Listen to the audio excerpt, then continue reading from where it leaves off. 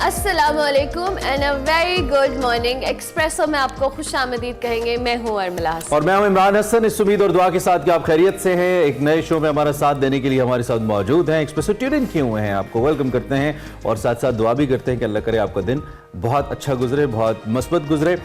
चूँकि बारिश नहीं हुई दिसंबर में और चूँकि नया साल भी शुरू हो गया है, दिसंबर गुजर चुका है, बहुत ज़्यादा खुश्क किस्म की एक सर्दी है जिसने बहुत सारे लोगों को बीमारियों की सूरत में अपनी लपेट में लिया हुआ है। तो इसलिए एहतियात बड़ी ज़रूरी है। This is early morning reminder जो आपके लिए बहुत इंपॉर्टेंट है और हमारे लिए भी ऑफ कोर्स। बिल्कुल हमारे लिए भी इम्पोर्टेंट है। मैं तो इस वेदर का शिकार हुई भी हूँ आजकल, तो मुझे अंदाज़ा है कि ये जो ड्राइनेस है वेदर के अंदर और ऑब्वियसली बारिश ना होने की वजह से जो हेल्थ इश्यूज होते हैं, सो आप सब अपना ख्याल रखें। जो कि आज और कल, इनफैक्ट कल से लाहौर के अंदर बहुत सर्दी पड़ी है और वो ये ड्राई सर्दी है। और आज भी सुबह अच्छी खासी सर्दी थी।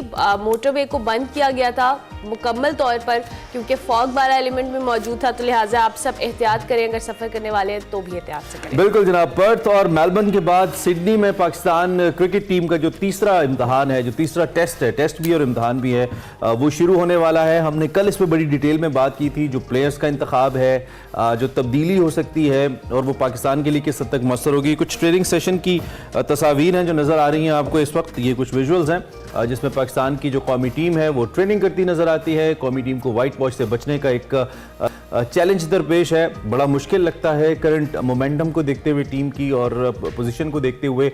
बुध से सिडनी में ये तीसरा टेस्ट खेला जाएगा। पर्थ और मेलबर्न टेस्ट ऑस्ट्रेलिया टीम के नाम रहे थे, हमने आपको बताया था। अब सिडनी किस हद तक रास आता है। इससे पहले 1995 में हमने मैच जीता था और अब देखते हैं कि क्या कोई और ऐसा प्लेयर है, ऐसा कोई मैच विनिंग प्लेयर है जो अपना जादू चला दे। मसले की बात यह है कि हम ज़्यादा परेशान इस बात पे होते रहे कि हमारी बॉलिंग नहीं अच्छी, लेकिन हमारी बैटिंग ने भी कुछ नहीं किया। खूब मशकें करिए कौमी टीम ग्राउंड के अंदर। और सिडनी ग्राउंड से एज इमरान सेड, पाकिस्तान की अच्छी यादें जो है वो वाबस्ता नहीं है। कामयाबी के लिए बैटिंग हो, बॉलिंग हो, उसके साथ field It's very important. Sydney से कंपैरेटिवली अच्छी यादें हैं। अच्छा as compared to others. Sydney test में जी मामूल होकर हसन अली को रेस्ट दिया जा सकता है। इनकी जगह साइम अयूब और साजिद खान को प्लेइंग 11 में शमूलियत का मौका दिया जा सकता है। दूसरी जानिब जो ऑस्ट्रेलियन टीम है, उन्हें डेविड वार्नर अपने करियर का आखिरी टेस्ट मैच खेलेंगे। उन्होंने वनडे क्रिकेट से भी रिटायरमेंट का ऐलान कर दिया और ये भी कहा है कि टेस्ट और वनडे क्रिकेट बहुत खेली, अब फैमिली को वो ज़्यादा टाइम देना चाहते हैं। तो ये अपने आखिरी मैच में डेविड वार्नर क्या कमाल करेंगे। और हमारी टीम जो 2 मुसलसल टेस्ट मैच हार चुकी है, उसके बाद अब वो तीसरे टेस्ट मैच में क्या करेगी, ये तो आने वाला वक्त ही बताएगा। कल ऑस्ट्रेलियाई वज़ीर आज़म ने शान मसूद के प्रोफेशनलिज्म की बड़ी तारीफ की। उन्होंने कहा is been a great ambassador और बहुत अच्छे तरीके से उन्होंने अपने मुल्क को रिप्रेजेंट किया। इससे पहले आपको बताएं कि शान मसूद इस इनिंग्स के अंदर बतौर कप्तान उनको सिलेक्ट किया गया था और ये उनकी पहली सीरीज थी ऑस्ट्रेलिया के खिलाफ एज ए कैप्टन, जिसमें उनको ये भारी जिम्मेदारी दी गई थी। अब तक इनफरादी तौर पर तो शायद कुछ हद तक ये जिम्मेदारी निभाने में कामयाब हुए हैं। इज्तिमाई सतह पर भी कुछ बहुत नेगेटिव उनके बारे में सुनने को नहीं मिल रहा है। अगरचे कि पाकिस्तान का जो बॉलिंग अटैक है उसने पिछले मैच के अंदर 52 एक्स्ट्राज देकर समहाउ एक रिकॉर्ड भी बनाया था और वो 52 एक्स्ट्राज ही थे जिन्होंने पाकिस्तान को इतना हर्ट किया कि फिर तकरीबन इससे मिलते जुलते रन्स की लीड हमने पहली इनिंग्स में दी और फिर दूसरी इनिंग में हम सर्वाइव नहीं कर पाए। 16 रन्स पे 17 रन्स पे 4 विकेटें गिराने के बावजूद, बहुत अच्छे ओपनिंग स्पेल्स के बावजूद। बहरहाल जो अच्छी खबर है पाकिस्तान के लिए वो हमारे पेस अटैक के हवाले से, हमारा पेस अटैक बेहतर परफॉर्म कर रहा है। शाहीन शाह अफरीदी हों, मीर हमजा हों, आमिर हों, एक अच्छा कॉम्बिनेशन बनता नज़र आ रहा है इस वक्त पेस अटैक का। तो देखते हैं कि क्या सूरत हाल सामने आती है। बाकी हम कुछ बात कर लेते हैं जी पाकिस्तान की ओपनिंग बैटर फ़खर जमान साहब की।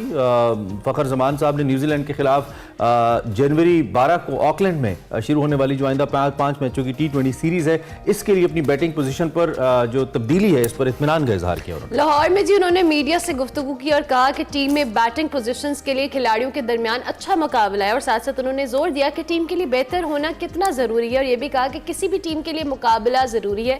ये अच्छी बात है कि टीम में एक जगह के लिए 6 खिलाड़ी दस्तयाब हैं। मैंने हमेशा टीम के लिए ओपनिंग की है, लेकिन सूरत हाल के मुताबिक मुझे 1 डाउन या 2 डाउन खेलने की हिदायत की गई है क्योंकि जैसा कि आप जानते हैं कि बाबर और रिजवान ओपनर्स के तौर पर अच्छी कारकर्दगी का मुजाहरा कर रहे हैं। और 33 साल जो फ़खर जमान है, उन्होंने इंकशाफ किया कि कोच और टीम के कप्तान है वो चाहते हैं कि वो लाइनअप में कम बैटिंग करें, जो कि ओपनिंग बल्लेबाज के तौर पर उनकी मामूल की जो पोजीशन है उससे मुख्तलिफ है। बिल्कुल। और कोच और कप्तान ने मुझे 1 या 2 नंबर से नीचे खेलने को कहा है तो मैं खुश हूँ, ऐसा कह रहे हैं उन्होंने। जो कहते हैं ना मुस्कुराते चेहरों का ये मतलब नहीं होता कि आपके दिल में कोई गम नहीं है, लेकिन फ़खर ने कहा है वो खुश है तो हम मान लेंगे कि वो खुश है। सो देखते हैं कि उस रिश्तेदार का किरदार अदा किया है जो बिला वजह देखिए वो कह रहे हैं मैं खुश हूं तो बस हम मान लेते हैं कि वो खुश है, लेकिन उनकी position what I personally think is कि उनकी अपनी position as an opening batter की ही है, जो कि वो ऊपर से आके अगर थोड़ा सा अच्छा रन कर जाते हैं, और हमने हमेशा देखा है कि जब भी उन्होंने पाकिस्तान के लिए परफॉर्म किया और अक्सर परफॉर्म किया भी है, उन्होंने ऊपर आके ही परफॉर्म किया जो उनकी अपनी पोजीशन है। और बाज़ औक़ात हम एक प्लेयर की, एक बैटर की अपनी पोजीशन तब्दील करके हम उसकी फॉर्म के ऊपर बहुत ज़्यादा असर डाल देते हैं, लेकिन हो सकता है कि फ़खर के केस में ऐसा ना हो। लेकिन दूसरी जानिब एक अच्छा और बड़ा बैटर ये भी वो भी तो होता है ना जो हर पोजीशन के ऊपर परफॉर्म करे। आई मीन जो भी उसे पोजीशन दे दी जाए एट टाइम वो उसके ऊपर परफॉर्म करे, ये भी तो एक बड़े बैटर की निशानी होती है। बहरहाल ये कुछ क्रिकेट के हवाले से डिटेल्स आगे भी जाके हम कोशिश करेंगे बात कर लें। और दूसरा मैच एज वी से पोस्टपोन भी हो सकता है, दूसरा मैच हो भी सकता है, दूसरे मैच के ऊपर भी कुछ बादल मंडला भी रहे हैं। मैं इंतखाबी मैच की बात कर रहा हूँ, वो हो भी सकता है और नहीं भी हो सकता। अब तो मौलाना फजलुर रहमान कहते हैं होता नजर नहीं आता। तो हम बात करते हैं बड़ी खबर में उस मैच की।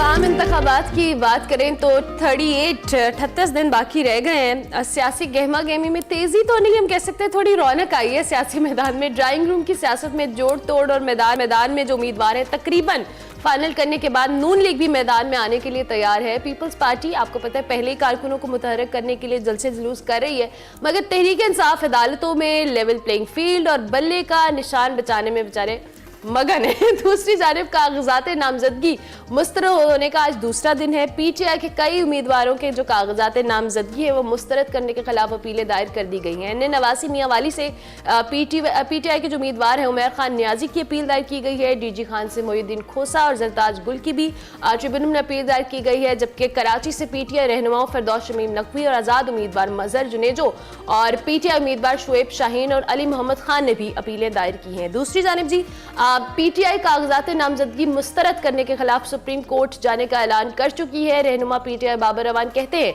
कि आइन किसी को इलेक्शन लड़ने से नहीं रोकता। हर हाल में तहरीक इंसाफ इलेक्शन लड़ेगी, मगर पीटीआई के इंट्रा पार्टी इंतखाबात को लेकर इलेक्शन कमीशन ने तहरीक इंसाफ से बल्ले का निशान वापस ले लिया था, मगर पेशावर हाई कोर्ट ने बल्ले का निशान बहाल कर दिया था, जिस पर इलेक्शन कमीशन ने पेशावर हाई कोर्ट में दरखास्त दायर की है, जिस पर आज समाअत होगी। बिल्कुल, और पेशावर हाई कोर्ट के जस्टिस एजाज खान इस दरखास्त पर समाअत करेंगे। गुज़िश्ता रोज पाकिस्तान तहरीक इंसाफ पीटीआई के चेयरमैन बैरिस्टर गौहर ने कहा कि अगर बल्ले के अलावा भी कोई निशान मिलता है तो ले लेंगे, बायकॉट नहीं करेंगे, फौज हमारी है। पीटीआई का एस्टैब्लिशमेंट समेत उन्होंने कहा किसी से कोई झगड़ा नहीं है।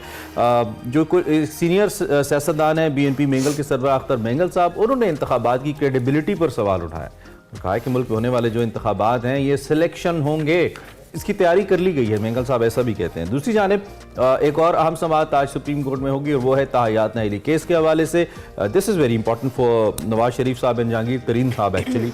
और ये अगर नाहिली आर्टिकल 62 1F के तहत रहती है तो फिर तो मुश्किल है, और अगर इलेक्शन एक्ट के तहत आ जाती है तो फिर ये जो नवाज शरीफ साहब और जहांगीर तरीन साहब हैं इनके लिए आसानी हो सकती है।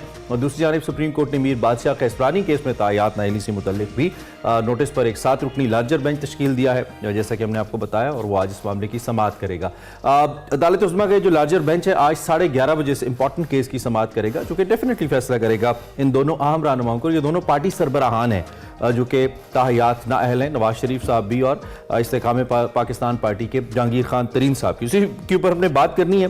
और कल जो मौलाना फजलुर रहमान का बयान बड़ा इंपॉर्टेंट आया, उन्होंने कहा कि अब नॉट क्लियर के इंतखाबात होंगे या नहीं होंगे, और इन हालात में उन्होंने कहा नहीं होने चाहिए, मेरी दरखास्त पे गौर करे इलेक्शन कमीशन। ये भी मौलाना ने कहा, तो हम इस पर भी बात करेंगे। जैगम खान साहब हमारे साथ मौजूद है, सीनियर तज्जियाकार। Thank you very much Zaigham, बहुत शुक्रिया कि आपने हमें ज्वाइन किया। सबसे पहले तो इमरान के ही सवाल को मैं थोड़ा सा आगे आपके रखती हूँ कि ये जो कल मौलाना फजलुर रहमान साहब का स्टेटमेंट थी उनकी, और उसके साथ साथ पहले भी हम इस पे ऑन एंड ऑफ बात करते आए कि इंतखाबात होंगे या नहीं होंगे, जो सियासी गहमा गहमी अब हमें थोड़ी बहुत नजर आ रही है वो तो हमें पहले बिल्कुल नजर नहीं आ रही थी, और बहुत सारे शकूक शुबहात अभी भी मौजूद हैं।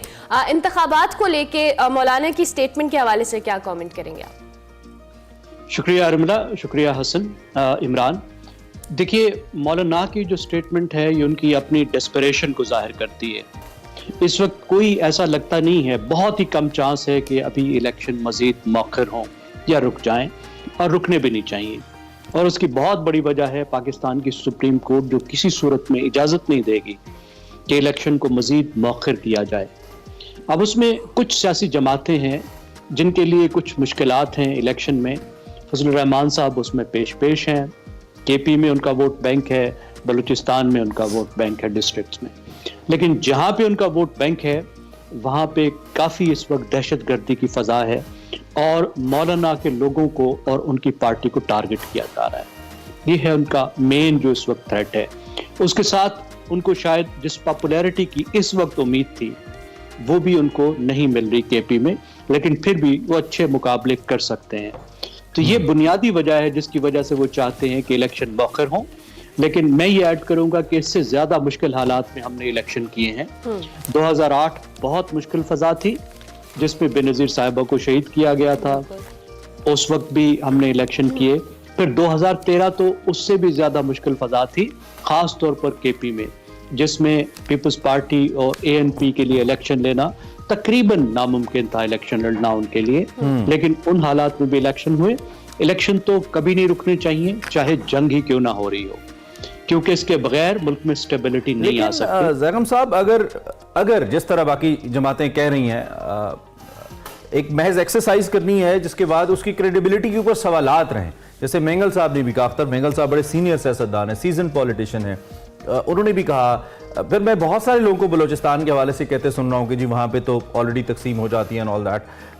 अगर हमने सिर्फ एक ऐसी एक्टिविटी करनी है जिसके बाद हम वो क्रेडिबल इलेक्शंस ना लेके आ पाएं या बैनुल अक़वामी दुनिया को कन्विंस ना कर पाएं कि we are somehow heading towards a proper democracy, तो फिर आपको नहीं लगता कि एक waste of resources and waste of time होगा अगर इसको आप टाइम दें और टाइम देने के बाद आप इस क्रेडिबिलिटी फैक्टर को एड्रेस कर लें? इफ एज मौलाना से इस तो ज्यादा बेहतर हो जाएगा, दो कि मौलाना क्रेडिबिलिटी के हवाले से बात नहीं कर रहे, उनके कंसर्न्स कुछ और हैं। मेरा ख्याल है अगर ज्यादा वक्त मौजूदा हालात में लगेगा तो इलेक्शन की क्रेडिबिलिटी और भी खराब होगी, क्योंकि इस वक्त एक प्रोजेक्ट का एटमॉस्फेयर है और वो प्रोजेक्ट रुकने वाला नहीं है। जिस तरह का एक कंसेंसस डेवलप हो गया है पाकिस्तान के मुक़्तदरा में, पीडीएम पार्टीज में, और उसके साथ जो इस वक्त की एडमिनिस्ट्रेशन है उसमें, कि एक पार्टी को किसी तरह की आपने प्लेइंग फील्ड जो है, इवन प्लेइंग फील्ड नहीं देनी, वो इंतहाई दबाव में है, वो तो रुकने वाला नहीं है। मेरे ख्याल में कुछ भी हो, इलेक्शन तो बहरहाल होने चाहिए। ये कहकर कि इलेक्शन जो है अब वो फ्री एंड फेयर नहीं होंगे इसलिए हम इलेक्शन ना कराएं। प्रोजेक्ट इलेक्शन 2024 है, प्रोजेक्ट अडयाला है या प्रोजेक्ट नवाज शरीफ है? कौन सा प्रोजेक्ट? मैं इस वक्त आप इसको प्रोजेक्ट इमरान नवाज तीन डिफरेंट प्रोजेक्ट्स पे काम हो रहे हैं मेरे ख्याल में इस वक्त जो है वो प्रोजेक्ट नवाज शरीफ आप इसको कह सकते हैं।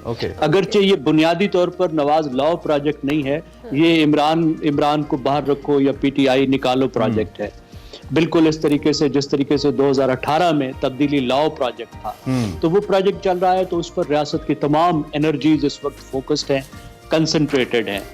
तो उस प्रोजेक्ट के माहौल में आप देख रहे हैं कि इस वक्त तो पीटीआई भी नहीं कह रही कि इलेक्शन मौखर होने चाहिए, कोई भी ये नहीं चाहता कि इलेक्शन मौखर हो। क्रेडिबिलिटी का सवाल बहुत अहम है। जो कुछ हो चुका है, जो कुछ हो रहा है, उसकी वजह से इलेक्शन की साख नहीं होगी, बल्कि जो लफ्ज यूज करते हैं हम पॉलिटिकल साइंस में, लेजिटिमेसी नहीं होगी। और इलेक्शन की लेजिटिमेसी नहीं होगी तो उसके नतीजे में आने वाली हुकूमत की लेजिटिमेसी नहीं होगी।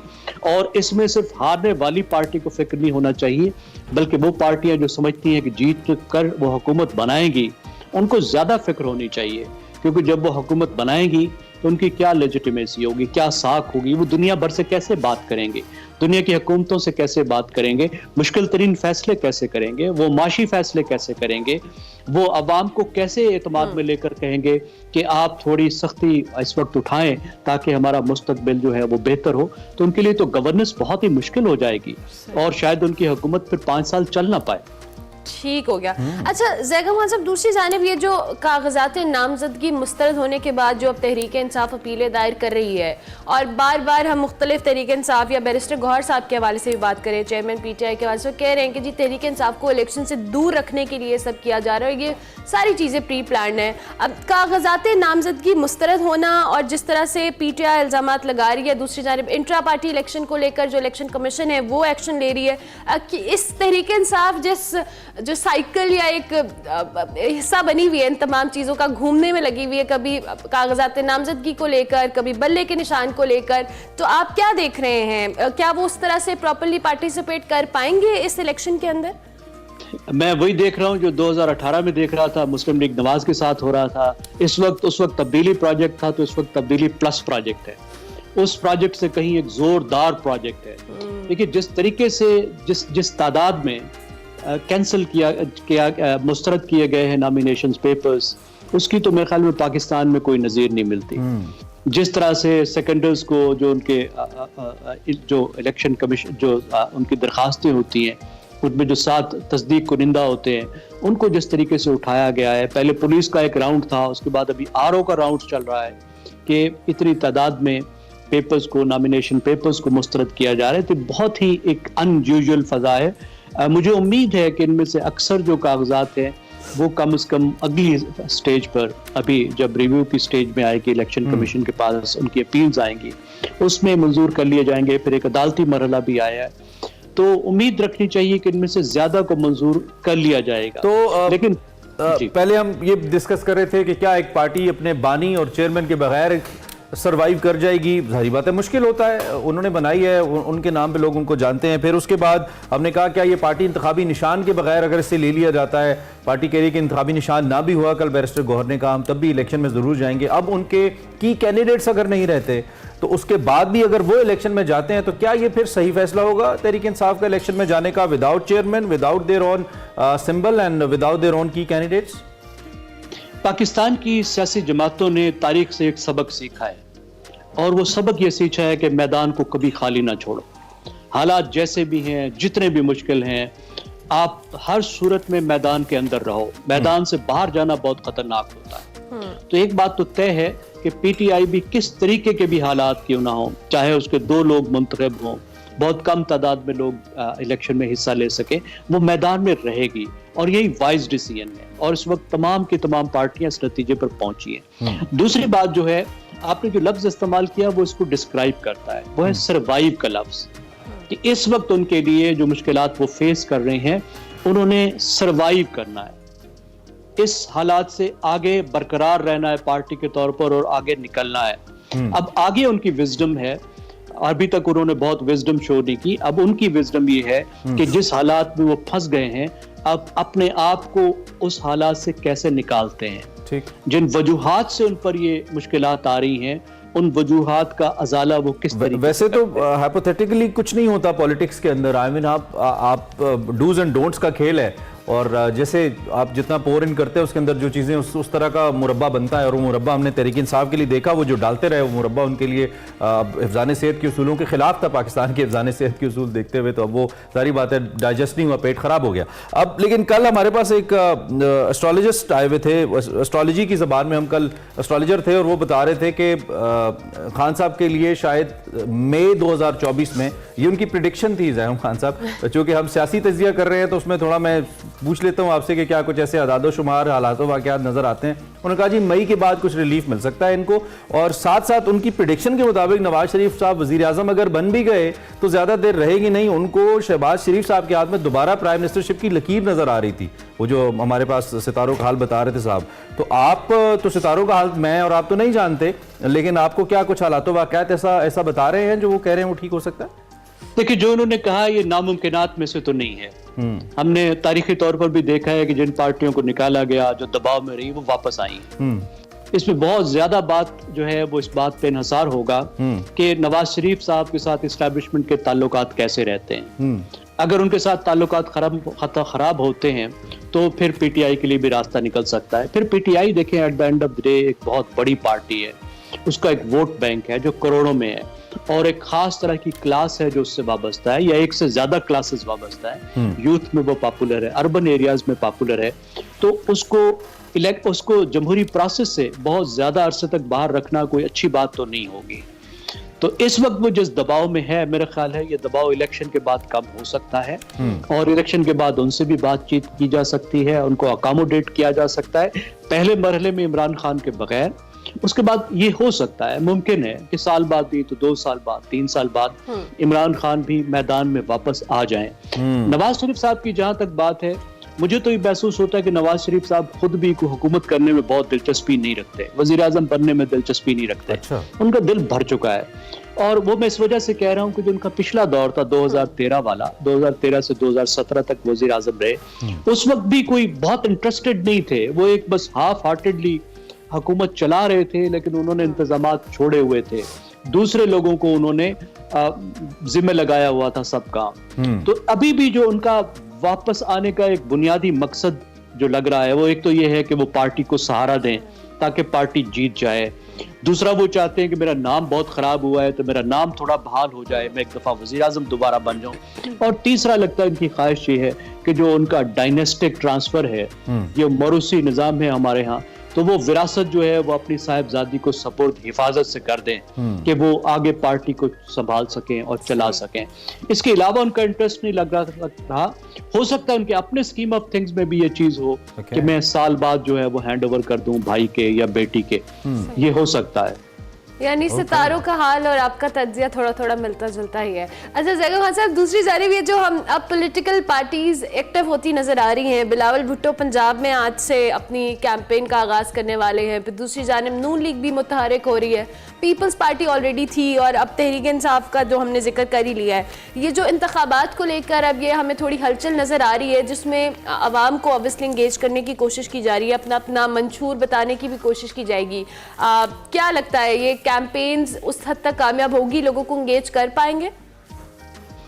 देखिए, तो बहुत ही पॉजिटिव बात है जब पार्टीज लोगों के पास जाती हैं, अपने मंशूर लेकर जाती हैं, उन्हें बताती हैं कि हम अगले 5 साल में क्या करना चाहती हैं। लेकिन हमने ये देखा है कि अभी तक पार्टीज जो हैं वो इस मामले में बहुत सुस्त रही हैं।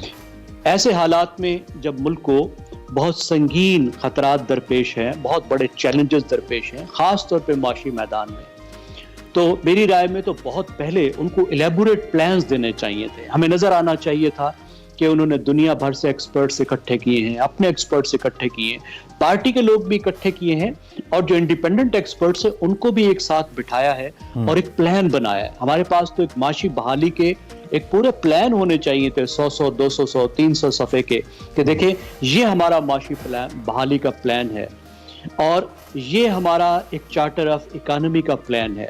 उस तरह की तो कोई चीज़ नहीं आई अभी तक। सिर्फ उन्होंने आके देना शुरू किए हैं अपने मंशूर, और मंशूर में तो आमतौर पर हमने देखा है कि एक अजीबोगरीब किस्म के बस एक वादों की फहरिस्त होती है, हम ये भी कर देंगे, वो भी कर देंगे, हम मुफ्त बिजली दे देंगे, हम जो है तुम्हें चांद दे देंगे, सितारे दे देंगे, भाई किधर से दे देंगे, फलक से किधर से दे देंगे, गंजी जो है वो क्या नहाएगी, क्या निचोड़ेगी। अच्छा, अभी तक तो उनके ये हाल। टाइम और बस कम है, बिल्कुल लास्ट मिनट है।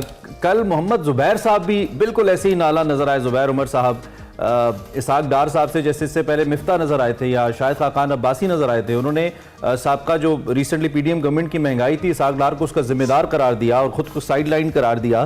फिर नवाज शरीफ साहब के पास भी तो वही टीम है जिसके जरिए वो मेरे और आपके लिए चांद लाएंगे फलक से, तो उस टीम में भी फिर कोई तब्दीली हम एक्सपेक्ट करें? पहले तो उनकी जगह मिफ्ता आ गए थे, अब तो मिफ्ता है ही नहीं, तो फिर नून लीग के पास भी ऐसा फिर कोई चार्टर तो मौजूद नहीं है ऐसा। ज़ैगब खान साहब, देखिए, आपकी जो मेरे साथ भी बात होती रही, या मैंने कहीं और भी बोला है, मैं यही बातें ही तकरीबन कहता रहा हूं जो अब जुबैर साहब ने भी कह दिया है। और सिर्फ मैं क्या, मईशत पे नजर रखने वाले और जो एक्सपर्ट्स हैं, इकोनॉमिस्ट हैं, वो भी यही बात कहते रहे, इसमें कोई शक नहीं है।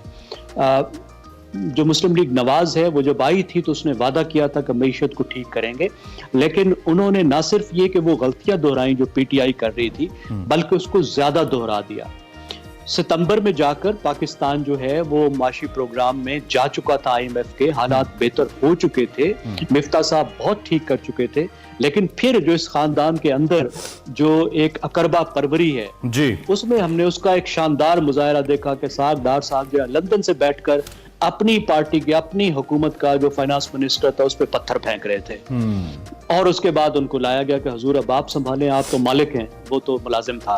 ठीक है, जब उन्होंने मईशत संभाली तो फिर उन्होंने IMF से मामलात खराब किए और पाकिस्तान और फिर महंगाई की एक बड़ी वजह बनाई। ठीक है, thank you very much, time खत्म हो गया हमारा। बहुत शुक्रिया, आपने हमें ज्वाइन किया अपने तज्जिए के लिए। सीनियर तज्जियाकार ज़ैगब खान साहब मौजूदा सियासी सूरत हाल पर राय का इजहार कर रहे थे। हम एक ब्रेक लेते हैं, ब्रेक के बाद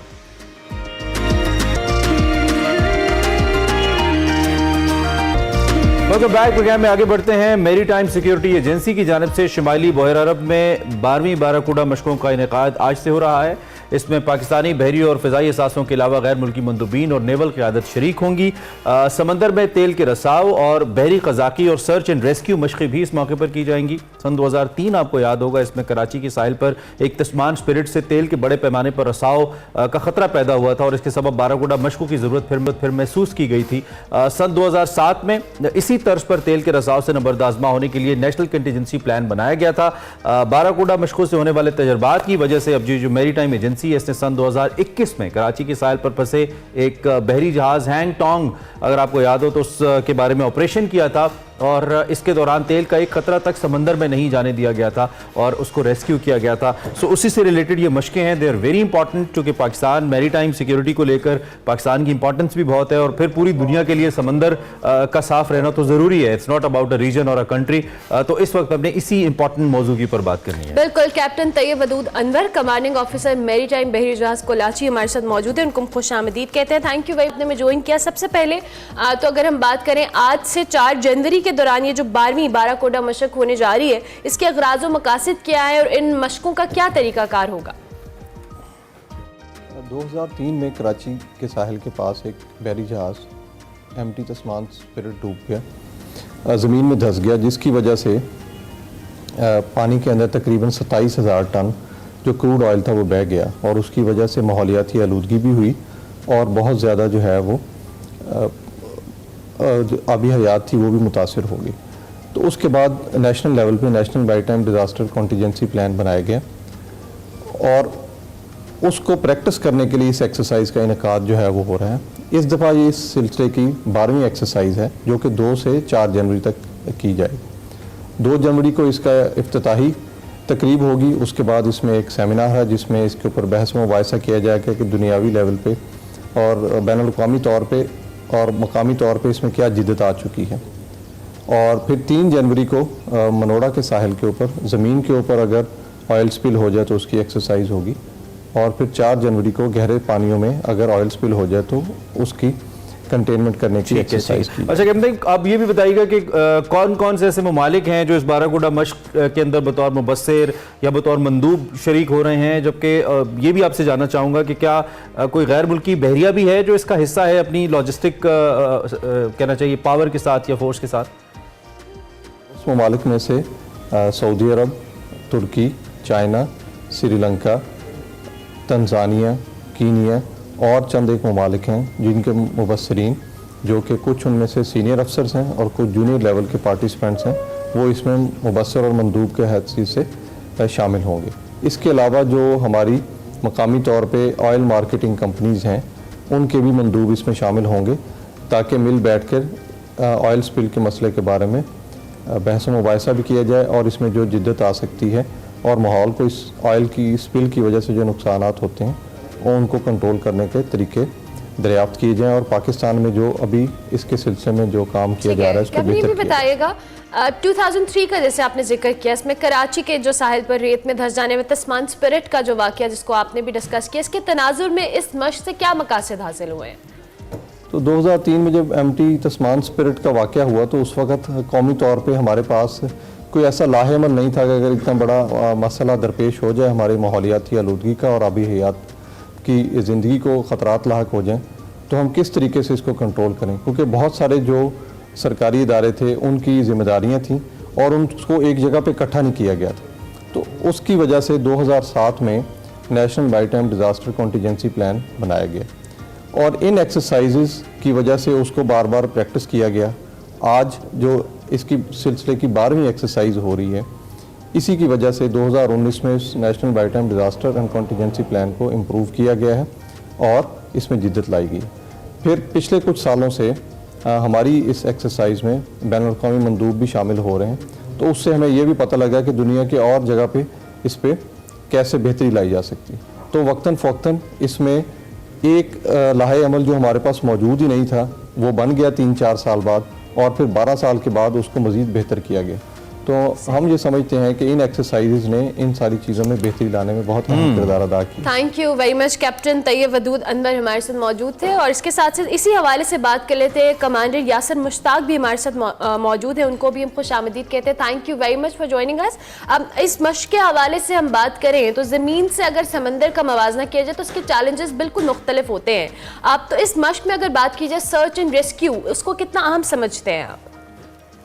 ज़मीन के मुकाबले में देखा जाए तो समंदर के जो चैलेंजेस वो मुनफरद भी हैं और कदरन मुश्किल भी हैं।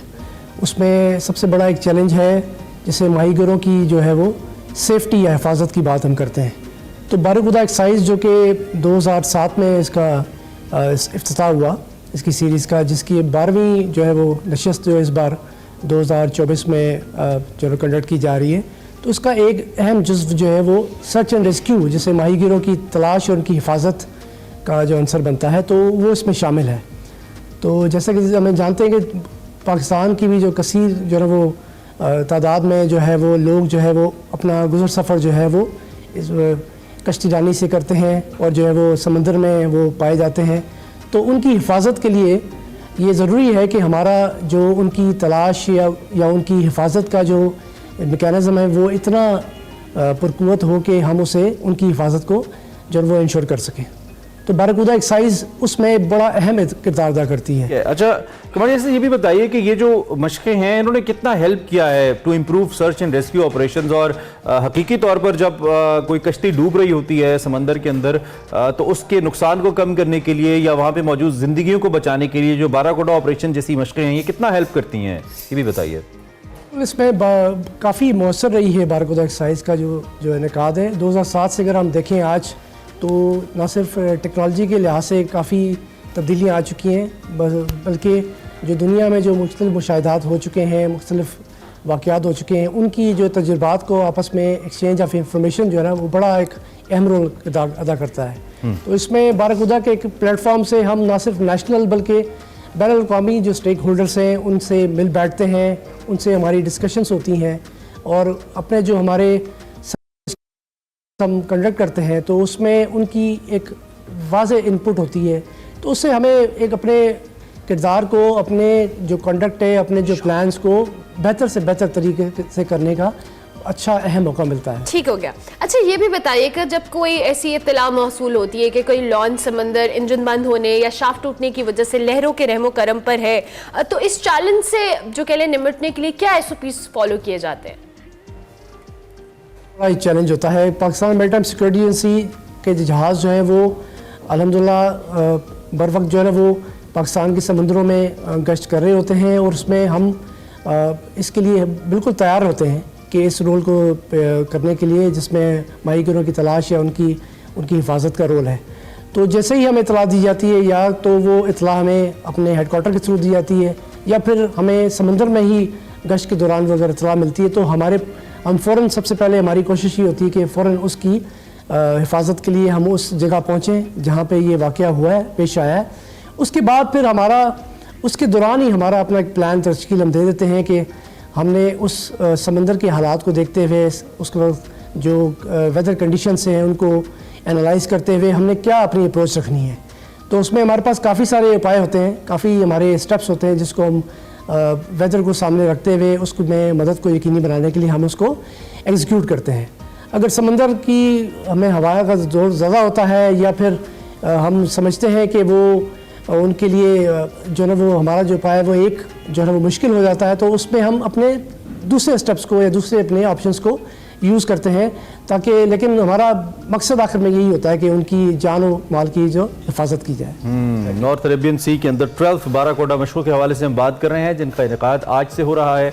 मैरीटाइम सिक्योरिटी के लिए मुख्तलिफ लॉन्चेस के रेस्क्यू के लिए कितना इंपॉर्टेंट है, पाकिस्तान नेवी ओबियसली रिस्पॉन्सिबली एक बहुत इंपॉर्टेंट रोल प्ले करी इस पूरे रीजन की हिफाजत के लिए। इसी पे हम नेवी ऑफिशियल से बात कर रहे थे। हम एक ब्रेक लेते हैं, ब्रेक के बाद वापस आते हैं।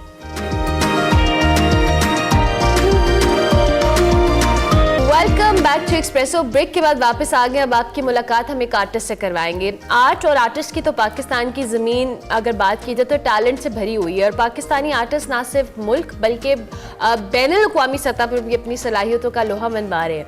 मुजस्मा साजी की बात की जाए तो वैसे ही बहुत ही मेहनत तलब काम है, लेकिन अगर यही मुजस्मा साजी लोहे की तारों से की जाए तो ये काम और भी मुश्किल हो जाता है। और ये कितना मुश्किल होगा इस बात का अंदाज़ा इस बात से लगाया जा सकता है कि इस हुनर पर महारत रखने वाले लोगों की तादाद दुनिया में बहुत ही कम है, सिर्फ 3 है और उनमें से एक पाकिस्तानी है जो वायर आर्ट पर क्या खूब महारत रखते हैं और लोहे की तारों से इंतहाई खूबसूरत और शाहकार मुजस्मे तैयार करते हैं जिनको देखने वाले जो है हैरत में मुब्तला हो जाते हैं। मोहम्मद अली साहब की बात करें जिन्होंने 2020 में ह्यूमन वायर जो सबसे बड़ा मुजस्मा है उसको बनाने का रिकॉर्ड भी अपने नाम किया है और ये स्कल्पचर्स ना सिर्फ पाकिस्तान में बल्कि इस हवाले से पूरी दुनिया में मकबूल भी हैं। जबकि अमेरिका के सबसे अहम शहर न्यूयॉर्क में अगर बात की जाए तो ये पाकिस्तानी टैलेंट का इजहार कर रहे हैं। तो आज हमने सोचा कि वो आर्टिस्ट जो दुनिया में 3 हैं उनमें से एक पाकिस्तानी है तो उसी एक पाकिस्तानी को अपने शो का हिस्सा बनाया जाए। इंडीड। मोहम्मद अली हमारे साथ मौजूद हैं। अस्सलाम वालेकुम मोहम्मद अली हसन, कैसे हैं आप? ठीक ठाक हैं? वालेकुम अस्सलाम, मैं बिल्कुल ठीक हूँ, आप कैसे हैं? Thank you very much for joining us. I mean it's very impressive to read about your profile. जो पैशन कम प्रोफेशन आपका बना है, दुनिया भर में लोग हैं ही नहीं और बहुत ही टैलेंट का काम है ये। क्या तारों से बहुत ज़्यादा वाबस्तगी थी, दिलचस्पी थी, वास्ता ज़्यादा पड़ता था कि वो तारें कारें एक आर्ट पीस में कन्वर्ट होना शुरू हो गई and then you started creating something जो दुनिया में चंद लोग कर सकते हैं? जी, एक्चुअली वायर जो है एक डिफरेंट मीडियम था और पाकिस्तान में पहले प्रैक्टिस नहीं हो रहा था, तो आई थॉट कि आई शुड डू समथिंग डिफरेंट कि जिससे पाकिस्तान की रिकग्निशन हो सके, क्योंकि वायर के अंदर बहुत कम आर्टिस्ट है जो पूरे वर्ल्ड वाइड जो है वो वायर के साथ हाइपर रियलिस्टिक स्कल्पटिंग कर रहे हैं। तो आई thought I should do something that becomes the recognition of Pakistan. तो अल्हम्दुलिल्लाह आई टुक दिस इनिशिएटिव। इससे पहले बहुत सारे मीडियम्स में काम करता रहा तो वायर एक डिफरेंट और चैलेंजिंग मीडियम था। Then I thought I should do it और इंशाल्लाह मैंने स्टार्ट किया और अल्लाह के फजल से आज अल्हम्दुलिल्लाह दुनिया भर में जो है वो पाकिस्तान का नाम सर फहरिस्त होता है जब भी वायर आर्ट का नाम आता है। सही, ठीक हो गया। अच्छा ये भी बताइएगा जिससे आप कह रहे हैं पाकिस्तान के अंदर आप वाहिद आर्टिस्ट हैं, ये आर्ट अब दुनिया भर में इतना ज़्यादा पॉपुलर ऑब्वियसली होगा भी लेकिन आर्टिस्ट बहुत कम है, क्या वजूहात आप देखते हैं? क्या ये बहुत बारीकी का काम है, बहुत निफासत का काम है ऑब्वियसली, लेकिन स्टिल इसमें लोगों का इतना ज़्यादा इंगेज ना होने की क्या वजूहात आप समझते हैं? एक तो ये डिफरेंट मीडियम है और दूसरा इसके ऊपर इतना ज़्यादा फोकस नहीं किया गया। ये इजिप्शियन जो दौर था वहाँ से ये इसकी इब्तदा हुई और ज्वेलरी वगैरह वो बनाते थे। उसके बाद ग्रेजुअली इसके अंदर बहुत सारा काम हुआ उसी एंशिएंट टाइम में। उसके बाद एक बहुत बड़ा स्पैन था जिसके अंदर जो है वायर के अंदर किसी ने पार्टिसिपेट नहीं किया और उस तरह से डेडिकेटेडली काम नहीं किया। बीच में कोई 1-2 आर्टिस्ट आए, उन्होंने काम किया, बट हाइपर रियलिस्टिक स्कल्पटिंग की अगर बात की जाए तो दौरे हाजिर के अंदर जो है बहुत कम आर्टिस्ट हैं जो वायर स्कल्पटिंग के अंदर काम कर रहे हैं। तो इसकी यूनिकनेस की वजह एक ये भी हो सकती है क्योंकि वायर जो है एक बहुत सख्त किस्म का मीडियम है। इसमें काम करना बहुत ज़्यादा कॉम्प्लिकेटेड है। जैसे एक छोटा सा स्कल्पचर अगर आप बना रहे हैं तो उसमें अगर आपने कहीं पर एक पर्टिकुलर एरिया में अगर आपने डिटेल्स ऐड करनी है तो आपने वो जो भी मटेरियल उसका है वो आपने उठा के उस स्पेसिफिक एरिया में लगा दिया तो वो डिटेल्स ऐड होगी। बट वायर में आपको हेड टू टो इसके ऊपर सारा काम करना पड़ता है, तो ये ज़्यादा एक मुश्किल काम है। It could be one of the reasons के जिसकी वजह से वायर स्कल्पटिंग के अंदर बहुत लोग कम काम करते हैं। सही। हसन, आप इस आर्ट को आगे पहुंचाने के लिए कोई इरादा रखते हैं जो नए लोग इसको करना चाहें? आई मीन मुझे देख के बड़ी दिलचस्पी हो रही है, तो जाहिर बात है जो करने वाला होगा या जो चाहता होगा आर्टिस्ट अपने आप में इसको लेकर आगे चलना, कोई ना कोई अगर उसके लिए गाइडलाइंस होंगी, तो आपका ऐसा कोई इरादा है कि आप इसको आगे फर्दर लोगों को सिखाएं, नए आने वालों को? जी, फर्स्ट ऑफ ऑल मैं मीडिया का थैंक्स करना चाहूँगा कि मीडिया के थ्रू जो है अल्हम्दुलिल्लाह ये मेरा आर्ट जो है लोगों तक पहुँचा है और जैसे ही इसको लोगों ने देखा है तो बहुत ज़्यादा इसके अंदर जो है ना लोग इंटरेस्ट ले रहे हैं and they also want to learn it. और मेरा ऑब्जेक्टिव ही यही है क्योंकि मैं पाकिस्तान के लिए कर रहा हूँ, तो मेरी सबसे अव्वलीन तरजीह ये है कि आने वाले वक्त के अंदर पाकिस्तान के अंदर बहुत सारे आर्टिस्ट हों जो इस काम को लेके आगे जाएँ। तो सिखाने के लिहाज से इंशाल्लाह I am going to start my own school for this particular art work. तो इंशाल्लाह बहुत ही जल्द आने वाले वक्त में जो है आप देखेंगे कि इंशाल्लाह पाकिस्तान के अंदर बहुत सारे वायर आर्टिस्ट होंगे इंशाल्लाह, और इसको इंशाल्लाह। आगे लेके चलेंगे। और अच्छा मोहम्मद अली, अब चूंकि जिस तरह से हम अभी आपके आर्ट पीसेस को आप टीवी स्क्रीन के ऊपर पे तो देख रहे हैं, लेकिन आपकी टेबल के ऊपर भी इस वक्त आपके कुछ आर्ट पीसेस मौजूद हैं, हम ज़रूर चाहेंगे इनके हवाले से भी बताएं। और अब तक इंटरनेशनली आप कहाँ कहाँ एग्जिबिट कर चुके हैं, आपके कौन कौन से आर्ट पीसेस यहाँ पे दुनिया भर में मौजूद हैं? जी ये जो टेबल पे पड़े हुए हैं ये मेरे वायर ट्रीज हैं और इनको बनाने का मकसद ये है कि ये थोड़ा कम टाइम लेते हैं as compare to other hyper realistic sculptures. तो ये ज़्यादा से ज़्यादा जो है इसकी क्योंकि डिमांड बहुत ज़्यादा है, तो मैं चाहता हूँ ज़्यादा से ज़्यादा लोगों के पास ये आर्ट वर्क हो और ये so that a lot of people can see this और इसको आगे कंटिन्यू करें। और दुनिया में अल्हम्दुलिल्लाह इंग्लैंड है, अमेरिका, फ्रांस, जर्मनी, स्पेन। मैं चाहूंगा कि अगर ये हमारे कैमरामैन दिखा भी, जरा प्रोड्यूसर दिखा भी दीजिए आर्ट पीसेज जिनको एक्सप्लेन करें। अली साथ थोड़ा सा अगर आप एक्सप्लेन कर दिया, अब आप फुल स्क्रीन है। जी श्योर। ये जो है बेसिकली गोल्डन वायर ट्री है और इसमें भी एक चीज़ मैं ऐड कर दूं कि पहले मैं ये जो वायर है बाहर से इंपोर्ट करवाता था और अल्हम्दुलिल्लाह मीडिया के ताउन से लोगों ने जो मैन्युफैक्चरर थे पाकिस्तान में जो एक्सपोर्ट कर रहे थे उनको आइडिया हुआ कि पाकिस्तान में भी इसका यूज़ है, तो उन्होंने फिर जो है मुझे ये वायर जो है वो उन्होंने सेंड किया।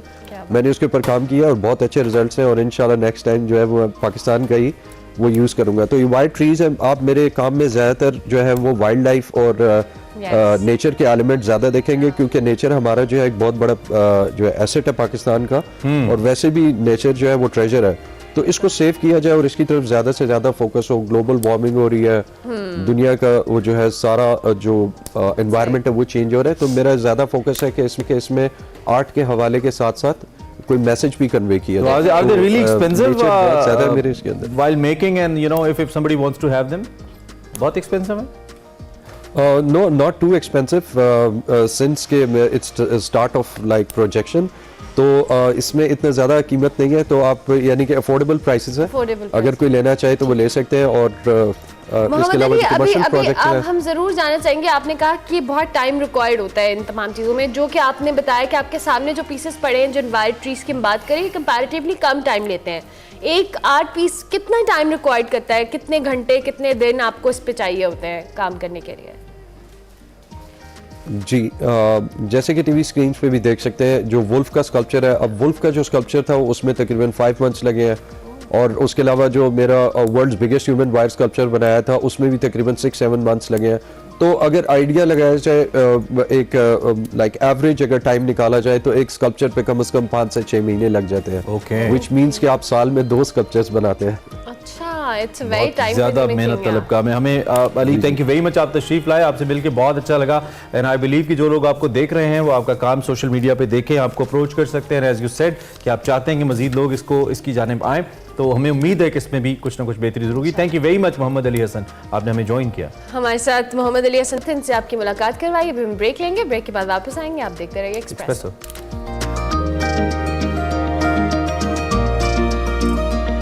Welcome back to Expresso. Program के दूसरे हिस्से में आपको खुश आमदीद कहेंगे। अब आपको दिखाएंगे हमारा सेगमेंट माइंड मैटर्स, जिसमें जंगली हयात के हवाले से हम बात करें। लेकिन इस सेगमेंट पर जाने से पहले अहमद हमाद चूंकि हमारे साथ आज मौजूद है किचन के अंदर। तो अहमद अस्सलाम वालेकुम, वेलकम, कैसे हैं आप? अल्लाह का शुक्र, मैं ठीक हूँ, आप सुनाएं कैसी हैं? बिल्कुल ठीक ठाक। अहमद आज आप क्या बना रहे हैं? आज हम लाहौरी चने बनाने जा रहे हैं, सुबह आपको जबरदस्त सा करवाएंगे। आज देसी नाश्ता हो गया देसी यहाँ पे? नाश्ता होने लगा। क्या बात है। इसमें ऐसा क्या है जिसकी वजह से आप इसे लाहौरी कहते हैं? कोई लाहौर के खास चने यहाँ पे उगते हैं, कोई चीज उसमें डालते हैं? देखिए, जब भी चनों की बात आती है तो वो लाहौर से ही शुरू होते हैं, उसके पेटेंट राइट्स लाहौर के। एग्जैक्टली। आपको कभी भी ऑथेंटिक अगर चने जब भी बात होती है तो लाहौर का ही नाम लिया जाता और है। लाहौरी नाश्ते की बात होती है। एग्जैक्टली। कहीं दुनिया में भी कहीं पे भी हो तो आपको लाहौर जो चनों से निकलता है वो लाहौर से ही निकलता है और कहीं से भी नहीं। क्या बात है। So is nihari, I mean निहारी भी लाहौर का जो है ना वो। अच्छा नहीं, इसमें बड़ी डिबेट हो जाएगी कराची लाहौर। अच्छा ओके, कराची वाले कहते हैं हमारी निहारी। उनको बिरयानी दे दी ना हमने। नहीं उन्हें निहारी भी चाहिए। अच्छा निहारी भी चाहिए, उन्हें निहारी भी चाहिए। अब ये तो कराची वालों थोड़ा ज्यादा हो जाएगा, अब दोनों चीजें आपको देने। सो अहमद चले आपको इनिशियली हमें बताना चाहें ताकि फिर हम सेगमेंट। देखिए, हम जो इसमें सीक्रेट इंग्रेडिएंट यूज करने जा रहे हैं वो दूध है। अच्छा, दूध से हम चने बनाएंगे वाह। और आप टेस्ट करिएगा और हम क्या आपको बात बना है, के हम दिखाएंगे। इंतजार और अभी करेंगे शो खत्म होने का जब हमारे चने रेडी होंगे। आप अपने काम को जारी रखें, हम जाते हैं जी अपने सेगमेंट की जानिब। जैसे मैंने आपको बताया, माइंड मैटर्स में आज जंगली हयात के हवाले से बात करें। वकार अहमद मलिक, देखते हैं।